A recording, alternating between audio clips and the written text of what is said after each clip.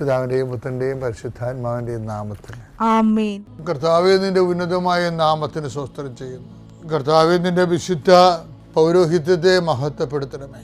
കർത്താവെ, സഭയിലുള്ള സാന്നിധ്യം പ്രകടമാക്കണമേ. 40 വർഷം ഞാൻ അർപ്പിച്ച കുർബാനയുടെ യോഗ്യതയാൽ കൃപാസ്ഥാനത്താറെ ജീവനോടെ പ്രത്യക്ഷപ്പെട്ട പരിശുദ്ധ അമ്മയുടെ മാധ്യസ്ഥത്തിൽ അങ്ങനെ മക്കളെ ഞാൻ ആശീർവദിച്ച് പ്രാർത്ഥിക്കുന്ന കർത്താവെ, അവിടെ ഇന്നത്തെ യാത്ര നീ ആശീർവദിക്കണമേ. വലിയ മഴയും കോളും കാറ്റും വാഹനങ്ങൾ ദൗർലഭ്യതയും പലതരത്തിലുള്ള തിരക്കുകളും, കുഞ്ഞുങ്ങൾ അഡ്മിഷന് വേണ്ടി പോകുന്നവരുണ്ട്, പുതിയ സ്കൂളിലേക്ക് പോകുന്ന പിഞ്ചു കുഞ്ഞുങ്ങളുണ്ട്, അവരെ കൊണ്ട് ആക്കുന്ന അമ്മമാരുണ്ട്. അവർക്ക് പനിയും ജലദോഷങ്ങളൊന്നും വരാതെ അവരെ സംരക്ഷിക്കുകയും കുഞ്ഞുങ്ങളെല്ലാം നന്നായി പഠിക്കാനുള്ള ആർത്തിയും ആഗ്രഹവും കൊടുത്ത് അവരെ അനുഗ്രഹിക്കണമെന്ന് പ്രാർത്ഥിക്കുന്നു. കർത്താവെ, ഉന്നതമായ വിദ്യാഭ്യാസത്തിന് വേണ്ടി ശ്രമിക്കുന്നവരും പലരും നാട് വിട്ടു പോകാൻ ആഗ്രഹിക്കുമ്പോൾ നാട് വിട്ടു പോകേണ്ടാത്തവർക്ക് പോലും കർത്താവെ, തങ്ങൾക്കെന്തോ കുറവുണ്ടെന്ന് പറഞ്ഞ് തങ്ങൾക്ക് നടക്കുന്നില്ലല്ലോ എന്ന് ഓർത്തിട്ട് ജീവിതം ഇങ്ങനെ മുട്ടി പോലെ നിൽക്കുന്നവരുണ്ട്. ഈശോയെ, ആവശ്യമില്ലാത്ത ടെൻഷൻ, മറ്റുള്ളവരെ ഭാരം കൊടുക്കുന്ന, മറ്റുള്ളവരെ ഓരോരോ കാര്യങ്ങൾ ചെയ്ത് മറ്റുള്ളവരുടെ ആത്മവിശ്വാസം നഷ്ടപ്പെടുത്തുന്ന രീതിയിലുള്ള പലതരത്തിലുള്ള പ്രവർത്തനങ്ങൾ വിദ്യാഭ്യാസ മേഖലയിൽ നടക്കുന്നുണ്ട്. ഈശോയെ, അവരെല്ലാം കർത്താവെ, നിന്നെ സത്യത്തോടെ തേടുന്നവരും അവർ ആത്മീയ ഉപദേശം പോലും കിട്ടാൻ നിവൃത്തിയില്ലാത്ത ആൾക്കാരെ നീ സന്ധിക്കണമെന്ന് പ്രാർത്ഥിക്കുന്നു. എൻ്റെ ഈശോയെ, നിൻ്റെ വലിയ ചൈതന്യം മക്കളിലേക്ക് ആവശ്യിക്കണമേ. ഏതെല്ലാം തരത്തിൽ മക്കൾ അധൈര്യരാകുന്നുവോ, എന്തെല്ലാം കാര്യങ്ങൾക്ക് വേണ്ടി മക്കൾ അധൈര്യരാകുന്നുവോ, വാക്കുകൊണ്ട് വാപൊളിച്ച് മിണ്ടാനറിയാൻ പാടില്ലാത്തവർ, പറഞ്ഞാൽ തെറ്റിപ്പോകുന്നവർ, പറഞ്ഞാൽ മറ്റുള്ളവർ സ്വരമുണ്ടാക്കി സത്യത്തെ അടിച്ചമർത്തി കളയുന്നവർ, അതുകൊണ്ട് തങ്ങൾ ജീവിതത്തിൽ തോറ്റുപോകുന്നവർ, ഇങ്ങനെ അതുകൊണ്ട് മാർജിനലൈസായി പോയി സൈഡിലായി പോകുന്ന ആൾക്കാർ ഇങ്ങനെ കുടുംബത്തിലും പൊതുസമൂഹങ്ങളിലും ഉണ്ട്. കർത്താവെ, അവർക്കെല്ലാം വേണ്ടി വാദിക്കണമേ. കർത്താവെ, നിൻ്റെ ദൂതനെ അയക്കണമെന്ന് പ്രാർത്ഥിക്കുന്നു. ഈശോയെ, ഓരോരോ കാര്യത്തെ എനിക്ക് പറയാൻ ആരുമില്ല, എനിക്കൊരു ഉപദേശം തരാൻ ആരുമില്ല.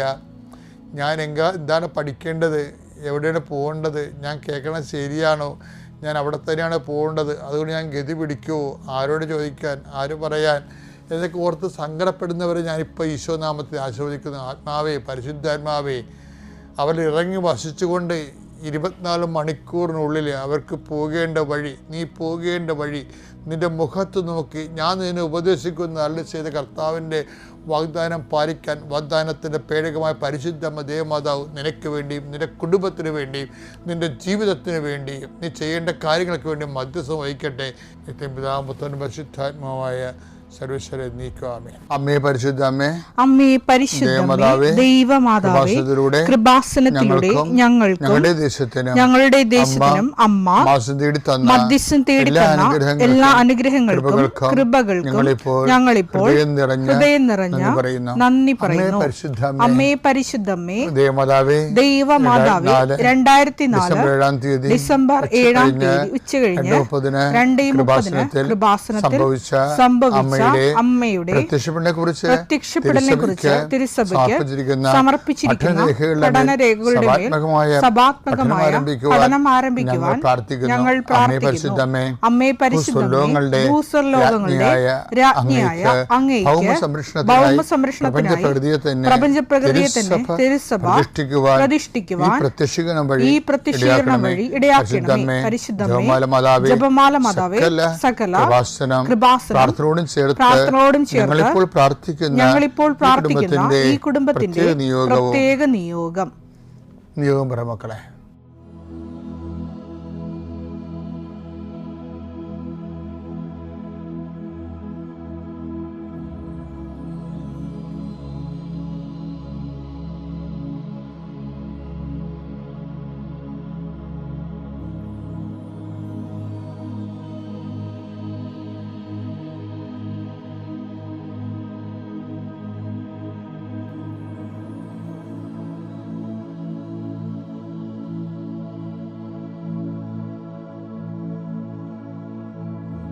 അമ്മയുടെ പ്രത്യക്ഷീകരണത്തിന്റെ ഈ അനുഗ്രഹവേളയിൽ ഞങ്ങൾക്ക് സാധിച്ചു തരുവാൻ കനിയണമേ. ആമേൻ. എൻ്റെ പ്രിയപ്പെട്ടവരെ, ഈശോ നമുക്ക് തെറ്റു പറ്റിപ്പോയി എന്ന് പറയുന്നതിൻ്റെ കാരണങ്ങൾ, തെറ്റിൻ്റെ കാരണങ്ങൾ ഈശോ ഐഡൻറ്റിഫൈ ചെയ്തിട്ടുണ്ട്.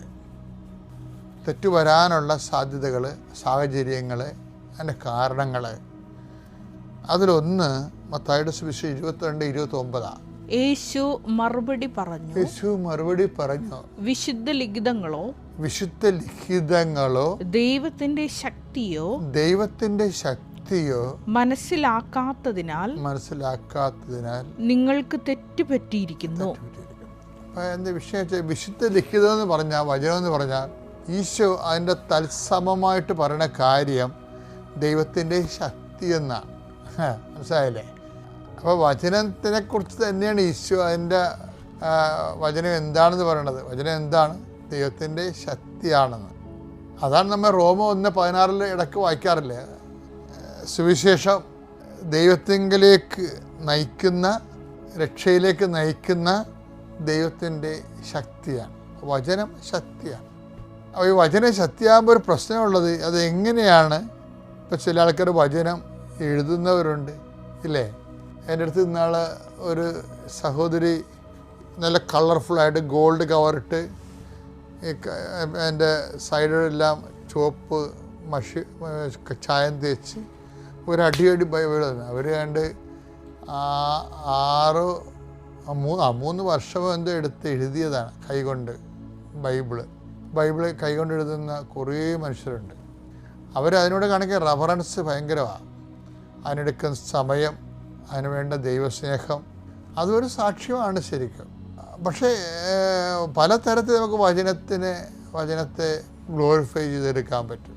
പക്ഷേ ഈശോ പറയുമ്പോൾ, വചനം എന്ന് പറയുമ്പോൾ ഈശോ പറയും, അത് ബേസിക്കായിട്ട് വാട്ട് ഇസ് ഇറ്റ്?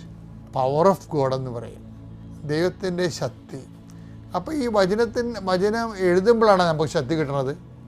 അത് വചനം കേൾക്കുമ്പോഴാണ് നമുക്ക് ശക്തി കിട്ടുന്നത്? അത് വചനം ചെയ്യുമ്പോഴാണ് നമുക്ക് കൂടുതൽ ശക്തി കിട്ടുന്നത്? അത് നമുക്ക് ഒന്ന് ചിന്തിക്കേണ്ട ഒരു വിഷയമാണത്. ഇപ്പോൾ ഈശോ പറഞ്ഞത്, ഇപ്പോൾ 22:29 മത്തായിയുടെ സുവിശേഷത്തിൽ എന്താ ഈശോ പറയണത്? വിശുദ്ധ വചനമോ ദൈവത്തിൻ്റെ ശക്തിയോ. അപ്പം വിശുദ്ധ വചനം അല്ലെങ്കിൽ ദൈവത്തിൻ്റെ ശക്തി അറിയാത്തത് കൊണ്ട് നിങ്ങൾക്ക് തെറ്റ് സംഭവിച്ചിരിക്കുന്നു. അപ്പം വിശുദ്ധ വചനത്തിൽ വരണമെല്ലാം ദൈവത്തിൻ്റെ ശക്തിയാണ്. പക്ഷെ വചനം വായിക്കുമ്പോഴും എഴുതുമ്പോഴും ആ ശക്തി നമ്മളിലേക്ക് ഒരു മെറ്റാബോളിസം നടക്കുന്നുണ്ടോ, ഒരു പചന പ്രക്രിയ നടക്കുന്നുണ്ടോ എന്നുള്ള വേറെ വിഷയമാണ്. കാര്യം നമുക്കറിയാം, ഇപ്പോൾ വിത്ത് ദൈവവചനമാണെന്ന് പറയുന്നില്ലേ, വിത്ത് വചനമാണെന്ന് പറയുന്നില്ലേ? ഇപ്പം നെല്ലിൻ്റെ വചനത്തെക്കുറിച്ച് പറയുമ്പോൾ വിത്ത് വചനമാണ്. വചനത്തെ വിത്തായിട്ടാണ് കർത്താവ് ഒരു ഉപമയിൽ പറയണത്. ലൂക്കാ 8:11 വിത്ത് ദൈവവചനമാണ്. അപ്പോൾ ദൈവവചനത്തെ അവിടെ വിത്ത് എന്നാണ് വിളിക്കണം. ഞാനൊരു കാര്യം നിങ്ങളോട് ചോദിക്കട്ടെ. ഇപ്പോൾ ഈ നെല്ലിൻ്റെ വിത്ത് അത് എനർജി ആയിട്ട് ദൈവത്തിൻ്റെ വചനമോ ദൈവത്തിൻ്റെ ശക്തിയോ. അപ്പോൾ അറിയാത്ത കൊണ്ട് അത് തെറ്റ് സംഭവിക്കണമെന്ന് പറഞ്ഞില്ലേ? അപ്പോൾ ഈ വിത്ത് എപ്പോഴാണ് ശക്തിയായിട്ട് മാറണത്? ഇപ്പം നെല്ല് തന്നെ എപ്പോഴാണ് ശക്തിയായിട്ട് മാറണത്? അത് ചോറാകുമ്പോഴാണ്. എങ്ങനെയാണ് അതിനെ വേവിക്കണത്? വചനത്തെ വിത്താകുന്ന വചനത്തെ വേവിക്കണത് എങ്ങനെയാണ്? അത് ദൈവസ്നേഹത്തിൻ്റെ ചൂടിലാണ് ഈ സംഭവം വേകണത്. അതിൻ്റെ വെള്ളമുണ്ട്. ആ വെള്ളം ചിലപ്പോൾ പ്രത്യാശയാകും, അല്ലെങ്കിൽ വിശ്വാസമാകും.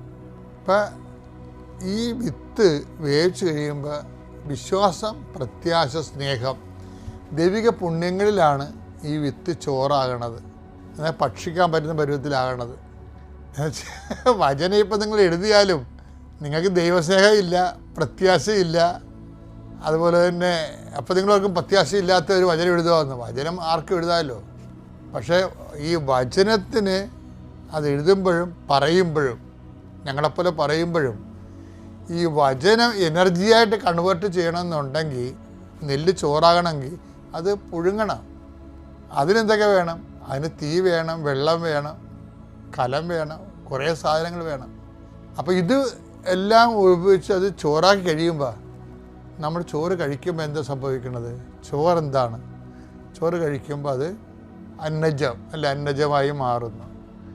അന്നജമായി മാറ്റുമ്പോൾ ചോറിൻ്റെ അകത്ത് എന്താ ഉള്ളത്? അതിൻ്റെ അകത്ത് സ്റ്റാർച്ചുണ്ട്. ദഹിച്ച് കഴിയുമ്പോൾ എന്താ വരുന്നത്?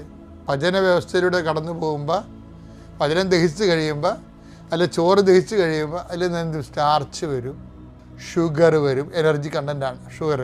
പിന്നെ 7% പ്രോട്ടീൻ വരും. അപ്പോൾ ഈ പ്രോട്ടീനും സ്റ്റാർച്ചും ഗ്ലൂക്കോസും ഒക്കെ പിന്നെ എന്ത് ചെയ്യും? അത് ബ്ലഡിലോട്ട് കലരും. ബ്ലഡിലോട്ട് കലർന്ന് ബ്ലഡ് എന്ത് ചെയ്യും? ബ്ലഡ് ഇത് കോശത്തിന് കൈമാറും. അപ്പോൾ കോശം എന്ത് ചെയ്യും?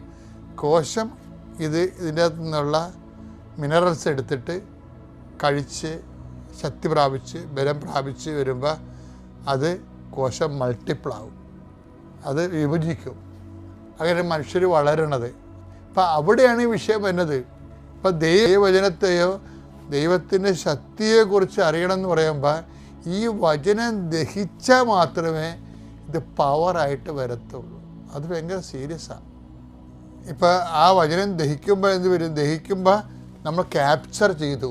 പിന്നെ നെല്ലില്ല, വചനമില്ല, ചോറില്ല എന്ന് പറഞ്ഞാൽ അത് ബ്ലഡായി മാറി, ക്യാപ്ചർ ചെയ്തു. ഇപ്പം ഞങ്ങളൊക്കെ പുറത്തൊക്കെ ധ്യാനിപ്പിക്കാൻ പോകുമ്പോൾ ഇവിടുന്ന് ഒരു സാക്ഷ്യം കൊണ്ടുപോകും, നല്ല സാക്ഷ്യം നോക്കി. എന്നിട്ട് എന്ത് ചെയ്യും? ആ വിദേശ രാജ്യത്ത് പോയി അവിടെ കമ്പ്യൂട്ടറിലായിട്ട് അത് കൊടുക്കുമ്പോൾ ഒരു പെൻഡ്രൈവിലാണ് കൊടുക്കുന്നത്. പെൻഡ്രൈവ് കൊടുക്കുമ്പോൾ ഉടനെ അവരത് ക്യാപ്ചർ ചെയ്തിട്ട് പെൻഡ്രൈവ് നമുക്ക് ഇങ്ങോട്ട് തരും. ആ ക്യാപ്ചറിങ്, ഈ വചനം ക്യാപ്ചർ ചെയ്യണതാണ് എനർജി ആയിട്ട് മാറണത്. ഇത് അപ്പം ഞാൻ ചോദിക്കും, ഇപ്പം നിങ്ങൾ ചെറിയ ഉദാഹരണം പറയാം. നിങ്ങളൊരു മുറി അടിച്ചുകൊണ്ടിരിക്കുകയാണ്. അപ്പോൾ അനിയത്തി അല്ലെങ്കിൽ ചേച്ചി ട്യൂഷന് പോയിരിക്കുക. അപ്പോൾ അമ്മ പറയും, മുറിയൊക്കെ അടിച്ചിട്ട് മക്കളെ. അപ്പം പിന്നെ ആകുമ്പോൾ മുറിയൊക്കെ സന്ധ്യപ്രാർത്ഥന സമയമായെന്നൊക്കെ പറയുമ്പോൾ ഉടനെ അനിയത്തി പോയിട്ട് ഒരു മുറി അടിക്കും. അടിച്ചിട്ട് അവരവിടെ പോകും, അവിടെ വന്ന് പ്രാർത്ഥനയ്ക്ക് ഇരിക്കും. അപ്പോൾ കുറച്ച് കഴിയുമ്പോൾ അപ്പം വരും പ്രാർത്ഥനയ്ക്ക്. അപ്പോൾ ഇത് അടിച്ചില്ലേ ഈ മുറിയൊന്നും? അപ്പോൾ അമ്മ മകളെ നോക്കും, അടിച്ചില്ലേ എന്ന് ചോദിക്കുമ്പോൾ ഞാനടിച്ച്, എൻ്റെ മുറി ഞാനടിച്ച്, അത് ചേച്ചിയുടെ മുറിയാണ്, ചേച്ചി വരുമ്പോൾ അടിക്കുമെന്ന്. അതാണ് വിഷയം. പ്രാർത്ഥനയ്ക്ക് ഇരിക്കുകയാണ്, ഈ വചനങ്ങളൊക്കെ അറിയാം, പക്ഷേ ഇത് എനർജി ആയിട്ടില്ല. കാര്യം നമുക്കൊരു സഹനവും ഒരു വർക്ക് ചെയ്യുമ്പോൾ, വർക്ക് തരുമ്പോൾ നമ്മൾ നമ്മുടേത് മാത്രം ചെയ്തിട്ട് വന്ന് പ്രാർത്ഥനയ്ക്ക് ഇരിക്കുക. പ്രാർത്ഥനയ്ക്ക് ഇരിക്കുകയെന്ന് ഓർക്കണം, തിന്നായിരിക്കുകയല്ല. പ്രാർത്ഥനയ്ക്ക് ഇരിക്കുമ്പോൾ പോലും മനുഷ്യർ, കാര്യം ദഹിക്കാത്ത വചനങ്ങൾ ഭയങ്കരമായി ഇന്നത്തെ ജീവിതത്തിൽ ഏറ്റവും വലിയ പ്രശ്നമാണ്. വചനങ്ങൾക്ക് കേൾക്കണതിൻ്റെ ഒരു കുഴപ്പമില്ല, അതാ നെല്ലായിട്ട് അങ്ങനെ ഇരിക്കും, ദഹിക്കത്തില്ല ഈ സംഭവം. കർത്താവ് എന്താ പറഞ്ഞത്? അപ്പോൾ ഇത് ക്യാപ്ചർ ചെയ്തിട്ടുണ്ടെങ്കിൽ ബോഡിയിൽ ശക്തിയായിട്ട് പരിശുദ്ധാത്മാവ് പ്രവർത്തിക്കുക. അപ്പം ദൈവശക്തി നമ്മളെ ആയിക്കഴിഞ്ഞാൽ പരിശുദ്ധാത്മാവ് പ്രവർത്തിക്കാൻ എളുപ്പമാകും. പരിശുദ്ധാത്മാവ് പറയുന്നത്, ഈശോ എന്താ പറഞ്ഞത്? നിന്നോട് 1 മൈൽ ദൂരം പോകാൻ ആഗ്രഹിക്കുന്നവർ 2 മൈൽ പോകണമെന്നല്ലേ മകളെ പറഞ്ഞത്. കാര്യം എന്താ? ഈശോ അങ്ങനെ പറഞ്ഞിട്ടുണ്ട്. പരിശുദ്ധാത്മ വരുമ്പോൾ ഞാൻ പഠിപ്പിച്ചിട്ടുള്ള വചനങ്ങൾ നിങ്ങളെ ഓർപ്പിച്ച് തരുമെന്നാണ്. അപ്പോൾ വചനം നമ്മൾ കേട്ട് വചനം ദൈവസ്നേഹമായിട്ട് നിറഞ്ഞ് പവറായി നിൽക്കുന്ന സമയത്ത് പരിശുദ്ധാത്മാവ് വർക്കിംഗ് ചെയ്യും. നമ്മൾ വർക്ക് ചെയ്യുമ്പോൾ പരിശുദ്ധാത്മാവ് ആലോചനയുടെ ഓർമ്മയുടെ ആത്മാവാണ്. പരിശുദ്ധാത്മാവ് പറയും, മകളെ ഈശോ എന്താ പറഞ്ഞത്? 1 മൈൽ പോകാൻ നിങ്ങൾ നിർബന്ധിക്കുന്ന കൂടെ 2 മൈൽ പോകണമെന്നല്ലേ പറഞ്ഞത്. അപ്പോഴുടനെ ആ പരിശുദ്ധാത്മാവിന് അവൾക്ക് വ്യാഖ്യാനം കൊടുക്കും. ആ ശരിയാണ്, എന്നോട് 1 മുറി അടിക്കാൻ പറഞ്ഞപ്പോൾ ഞാൻ ദൈവസ്നേഹത്തിൽ നിറഞ്ഞ് 2 മുറി അടിക്കണം. അതാണ് വിശുദ്ധ വചനമോ ദൈവത്തിൻ്റെ ശക്തിയോ അറിയാതെ മനുഷ്യന് തെറ്റ് സംഭവിക്കുന്നത്. പക്ഷെ നമ്മളെപ്പോഴും സംഭവിക്കുന്നത്, നമ്മൾ കേൾക്കുന്ന ധ്യാനമൊക്കെ ഞാൻ ഓരോ സ്ഥലത്ത് ചെല്ലുമ്പോൾ 10-100 ധ്യാനം കൂടി ആൾക്കാരൊക്കെ ഞാൻ കണ്ടിട്ടുണ്ട്. അവരാ പഴയ അവസ്ഥ തന്നെ, പെരുമാറ്റത്തിലും രീതിയിലുമൊക്കെ പഴയ അവസ്ഥ തന്നെ. അവർ തന്നെ നമ്മൾ പറയുമ്പോഴൊക്കെ അത് മനസ്സിലാകണതേ. ഇപ്പം ഞാൻ നിങ്ങൾ എത്ര ധ്യാനം കൂടി എന്ന് പറഞ്ഞാൽ അവർ തന്നെ ഇങ്ങോട്ട് പറയും, ഞാനച്ചാൽ എല്ലാ മാസവും കൂടുകയെ ധ്യാനം, എല്ലാ മാസവും ധ്യാനം കൂടുമെന്ന്. ഓരോ സ്ഥലത്ത് ഒരു വിദേശ രാജ്യത്ത് ചെന്നപ്പോൾ പറഞ്ഞു, ഞാൻ എല്ലാ മാസവും ഇവിടെ ധ്യാനമുണ്ട്, എല്ലാ മാസവും വന്ന് കൂടും. പക്ഷേ ഇന്ന് വരെ ഈ പചന വ്യവസ്ഥ നടന്നിട്ടില്ല. വിത്തായിട്ട് തന്നെ ഇരിക്കുന്നു. അത് എനർജിയായിട്ട് കൺവേർട്ട് ചെയ്യുകയും പരിശുദ്ധാത്മാവ് പ്രവർത്തിക്കാൻ പറ്റുന്ന ഒരു പ്രതലമായി മാറുകയും പരിശുദ്ധാത്മാവ് ആലോചനകളുടെ വ്യാഖ്യാനങ്ങളുടെയോ പ്രാർത്ഥനാപരങ്ങളുടെയോ ദൈവത്തിൻ്റെ സാന്നിധ്യം നമ്മൾ നയിക്കുകയും ചെയ്യുന്നില്ല എന്നുള്ള ദുരവസ്ഥയാണ്. അപ്പം ഇത് എപ്പോഴും പ്രാർത്ഥിക്കേണ്ടത് നമ്മൾ നിറയാനും ദൈവവചനവും ദൈവത്തിൻ്റെ വചനവും ദൈവത്തിൻ്റെ ശക്തിയും അറിയാത്ത കർത്താവിൻ്റെ കാലത്തെ ആൾക്കാരെ പോലെ ആവാതെ ഈ വചനത്തിൻ്റെ സമൃദ്ധിയുടെ ഈ വസന്ത മഴയിലെ അത് അവോളവും ആഹരിക്കുകയും അത് ദഹിച്ച് കർത്താവിൻ്റെ ശക്തിയിൽ ജീവിക്കാൻ ദൈവം നമ്മൾ അനുഗ്രഹിക്കട്ടെ. പിതാവിൻ്റെയും പുത്രൻ്റെയും പരിശുദ്ധ വിശ്വാസ പ്രമാണം. സർവശക്തനായ പിതാവും ആകാശത്തിൻ്റെയും ഭൂമിയുടെയും സൃഷ്ടാവുമായ ദൈവത്തിൽ ഞാൻ വിശ്വസിക്കുന്നു. അവിടുത്തെ ഏകപുത്രനും ഞങ്ങളുടെ കർത്താവുമായ ഈശോ മിശിഹായിലും ഞാൻ വിശ്വസിക്കുന്നു. ഈ പുത്രൻ പരിശുദ്ധാത്മാവിനാൽ ഗർഭസ്ഥനായി കന്യകാമറിയത്തിൽ നിന്ന് പിറന്ന് പൊന്തിയോസ് പീലാത്തോസിന്റെ കാലത്ത് പീഡകൾ സഹിച്ച് കുരിശിൽ തറയ്ക്കപ്പെട്ട് മരിച്ച് അടക്കപ്പെട്ട് പാതാളങ്ങളിൽ ഇറങ്ങി മരിച്ചവരുടെ ഇടയിൽ നിന്ന് മൂന്നാം നാൾ ഉയർത്ത് സ്വർഗത്തിലേക്ക് എഴുന്നള്ളി സർവശക്തിയുള്ള പിതാവായ ദൈവത്തിന്റെ വലതുഭാഗത്തിരിക്കുന്നു. അവിടെ നിന്ന് ജീവിക്കുന്നവരെയും മരിച്ചവരെയും വിധിക്കുവാൻ വരുമെന്നും ഞാൻ വിശ്വസിക്കുന്നു. പരിശുദ്ധാത്മാവിലും ഞാൻ വിശ്വസിക്കുന്നു. വിശുദ്ധ കത്തോലിക്കാ സഭയിലും പുണ്യവാന്മാരുടെ ഐക്യത്തിലും പാപങ്ങളുടെ മോചനത്തിലും ശരീരത്തിന്റെ ഉയർപ്പിലും നിത്യമായ ജീവിതത്തിലും ഞാൻ വിശ്വസിക്കുന്നു. ആമേൻ. സുഖസ്ഥനായ ഞങ്ങളുടെ പിതാവേ, അങ്ങയുടെ നാമം പൂജിതമാകണമേ. അങ്ങയുടെ രാജ്യം വരണമേ. അങ്ങയുടെ തിരുമനസ് സ്വർഗത്തിലെ പോലെ ഭൂമിയിലും ആകണമേ. അന്നു വേണ്ടുന്ന ആഹാരം ഇന്ന് ഞങ്ങൾക്ക് തരണമേ. ഞങ്ങളോട് തെറ്റ് ചെയ്യുന്നവരോട് ഞങ്ങൾ ക്ഷമിക്കുന്നത് പോലെ ഞങ്ങളുടെ തെറ്റുകൾ ഞങ്ങളോടും ക്ഷമിക്കണമേ. ഞങ്ങളെ പ്രലോഭനത്തിൽ ഉൾപ്പെടുത്തരുതേ, തിന്മയിൽ ഞങ്ങൾ രക്ഷിക്കണമേ. ആമേൻ. നന്മ നിറഞ്ഞ മറിയമേ, സ്വസ്തി. കർത്താവ് അങ്ങയുടെ കൂടെ സ്ത്രീകളിൽ അങ്ങ് അനുഗ്രഹിക്കപ്പെട്ടവളാകുന്നു. അങ്ങയുടെ ഉദരത്തിൻ ഫലമായി ഈശോ അനുഗ്രഹിക്കപ്പെട്ടവനാകുന്നു. പരിശുദ്ധ മറിയമേ, തമ്പുരാന്റെ അമ്മേ, പാപികളായ ഞങ്ങൾക്ക് വേണ്ടി ഇപ്പോഴും ഞങ്ങളുടെ മരണസമയത്തും തമ്പുരാനോട് അപേക്ഷിക്കണമേ. ആമേൻ. എനിക്ക് ഡിസിയിലോട്ട് പോകുന്ന വഴിക്കൊരു ദൈവാനുഭവം ഉണ്ടായിരുന്നു. എൻ്റെ കയ്യിലെ ലോക്കറ്റ് ഞാനിങ്ങനെ പിടിച്ചപ്പോഴേക്കും അതൊരു പഞ്ഞിമി പിടിക്കുന്ന പോലെ ഒരു പൂ പിടിച്ചമക്കുന്ന പോലെ ആയിരുന്നു. അപ്പം ഞാനതിങ്ങനെ അമക്കിക്കൊണ്ടേ ഇരുന്നു. അതിൻ്റെ ഒരു പ്രത്യേക ഒരു അനുഭവമായിരുന്നു എനിക്കത്. അങ്ങനെ പിന്നെ ഞങ്ങളുടെ കടങ്ങളെല്ലാം അമ്മ ഒതുക്കി തീർത്തു. ഞങ്ങളെ കൈ പിടിച്ച് ഉയർത്തിക്കൊണ്ടിരിക്കുന്നു. പരിശുദ്ധ അമ്മ അവിടുന്ന് ഞങ്ങൾക്ക് നൽകിയ എല്ലാ അനുഗ്രഹങ്ങൾക്കും ഈശോയുടെ കയ്യിൽ നിന്ന് വാങ്ങി തന്ന എല്ലാ അനുഗ്രഹങ്ങൾക്കും നന്ദിയും സ്തുതിയും പറയുന്നു. ഈശ്വരൻ എൻ്റെ കാരുണ്യ പ്രവൃത്തികളെ ഞാൻ പത്രം കൊടുക്കുന്നത് എനിക്ക് വലിയൊരു സന്തോഷമാണ്. ചിലപ്പോഴൊക്കെ തീരുമ്പോൾ എനിക്ക് സങ്കടമുണ്ട്. അതിലെനിക്ക് ഈ പത്രം കൊടുക്കുന്ന സമയത്ത് ഒരു അനുഭവമുണ്ട്. ഞാൻ ഹോസ്പിറ്റലിൽ പത്രം കൊടുക്കാൻ പോയ സമയത്ത് ഒരു ക്രൈസ്തവരുടെ അടുത്ത് ഞാനിത് കൊടുത്തു. അപ്പം അവർക്ക് വായിക്കാൻ അറിയില്ല. അപ്പോൾ അവരെന്നോട് പറഞ്ഞു, എനിക്ക് വായിക്കാൻ അറിയില്ല, കണ്ണൊന്നും കാണില്ല എന്ന് പറഞ്ഞു. അങ്ങനെ ഞാൻ പത്രം കൊടുത്തു. അപ്പോൾ അന്ന് ഇരുട്ടായിരുന്നു ആ സമയം, ഒരു വൈകുന്നേരം ആയപ്പോഴാണ് ചെന്നത്. അപ്പം ഞാൻ അവരോട് വചനം പറഞ്ഞു കൊടുത്തു. ഈശോയുടെ വചനം, മനുഷ്യർക്ക് അസാധ്യമായത് ദൈവത്തിന് സാധ്യമാണെന്ന വചനം പറഞ്ഞു കൊടുത്തു. അവർ അതുപോലെ തന്നെ പറഞ്ഞു. എൻ്റെ മുമ്പ് എന്നോട് പഠിച്ചു, എന്നെ അത് പറഞ്ഞു കേൾപ്പിച്ചു. ഞാൻ ഈ പത്രമെല്ലാം കൊടുത്ത് തിരിച്ച് താഴോട്ട് ഇറങ്ങി വന്നപ്പോൾ ഉണ്ടായ എൻ്റെ അനുഭവം, ഞാനിത് പറഞ്ഞതിന് ശേഷം എൻ്റെ ശരീരത്തിൽ ഒരു തണുപ്പും ഒരു ചെറിയൊരു ചൂടും ഒരു തണുപ്പുമായിട്ട് അനുഭവിച്ചു. എൻ്റെ ശരീരം കാറ്റിന് പറക്കുന്ന പോലൊരു അവസ്ഥയായിരുന്നു. എനിക്ക് ഭാരം ഒന്നും തോന്നിയില്ല, വളരെ സന്തോഷം തോന്നി. അതിനുശേഷം ഞാൻ പിന്നെ അക്രൈസ്തവരുടെ ഇടയിലാണ് ഏറ്റവും കൂടുതൽ പത്രം കൊടുക്കുന്നത്. ഞങ്ങൾ കുടുംബസമേതമാണ് ഞങ്ങൾ പ്രേക്ഷിത വേലയ്ക്കായി ഇറങ്ങുന്നതും പത്രം കൊടുക്കും. എൻ്റെ മോന് എൻ്റെ കൂടെ ഓടി വരും പത്രം കൊടുക്കാൻ. എല്ലായിടവും വീടുകളിലും ക്രൈസ്തവരുടെ ഇടയിലും ഹോസ്പിറ്റലിലും ഞങ്ങൾ പത്രം കൊടുത്തു. ഞങ്ങളുടെ കഴിവുള്ള വിധത്തിലല്ല. എന്നോട് ആരെങ്കിലും സങ്കടം വന്ന് പറഞ്ഞാൽ ഞാൻ അവരോട് കൃപാസനത്തെ പറ്റി പറയും, ഉടമ്പടി എടുക്കാൻ പറയും, അവരോട് ഞങ്ങളുടെ അനുഭവങ്ങൾ പറയും. അതുപോലെ തന്നെ എല്ലാവരോടും ഉടമ്പടി എടുക്കുവാനും പത്രവും ഞങ്ങൾ കൊടുക്കുന്നു. ചിലപ്പോഴൊക്കെ പത്രം തീരുമ്പോൾ ഞങ്ങൾക്ക് സങ്കടമാണ്. ഈശ്വരാൻ അമ്മ ഞങ്ങൾക്ക് നൽകിയ എല്ലാ അനുഗ്രഹങ്ങൾക്കും ഈശോയുടെ കയ്യിൽ നിന്ന് വാങ്ങി തന്ന എല്ലാ അനുഗ്രഹങ്ങളും നന്ദി പറയുന്നു. സ്വർഗീയ അപ്പയോട് എനിക്ക് എങ്ങനെ പ്രാർത്ഥിക്കണമെന്ന് അറിയില്ലായിരുന്നു. ഈശോ പറഞ്ഞെന്ന പ്രാർത്ഥനയുണ്ടെങ്കിലും എനിക്ക് ആ ഒരു വ്യക്തമായ ബോധമില്ലായിരുന്നു. പക്ഷേ ഈ സമയത്ത് ഞങ്ങൾക്ക് സ്ഥലം വാങ്ങി തന്നു അമ്മ. 1 സെൻറ്റ് സ്ഥലം ചോദിച്ചപ്പോഴേക്കും അമ്മ ഞങ്ങൾക്ക് 10 സെൻറ്റ് സ്ഥലം തന്നു. അപ്പം ഞങ്ങൾ പറയും, ഭൂമിയിലെ അപ്പനല്ലേ നമുക്ക് തരാതിരുന്നത്, സ്വർഗീയ അപ്പൻ നമുക്ക് തരുമെന്ന് ഞാൻ പറഞ്ഞു. ഞങ്ങൾ അപ്പനോട് പ്രാർത്ഥിച്ചു. ആ കുറച്ച് നാളുകൾക്കുള്ളിൽ തന്നെ ഞങ്ങൾക്ക് ദൈവം 10 സെൻറ്റ് സ്ഥലം തന്നു. എല്ലാം ഞങ്ങൾക്ക് ഭംഗിയായി നടത്തി തരുന്നു. ഉടമ്പടിയിൽ ഞങ്ങൾ ജീവിച്ചു പോകുന്നു. ഈശോയ്ക്ക് 1000 നന്ദി പറയുന്നു. ആദ്യമായി ഞാൻ മാതാവിനും എനിക്ക് യേശു കർത്താവിനും ഞാൻ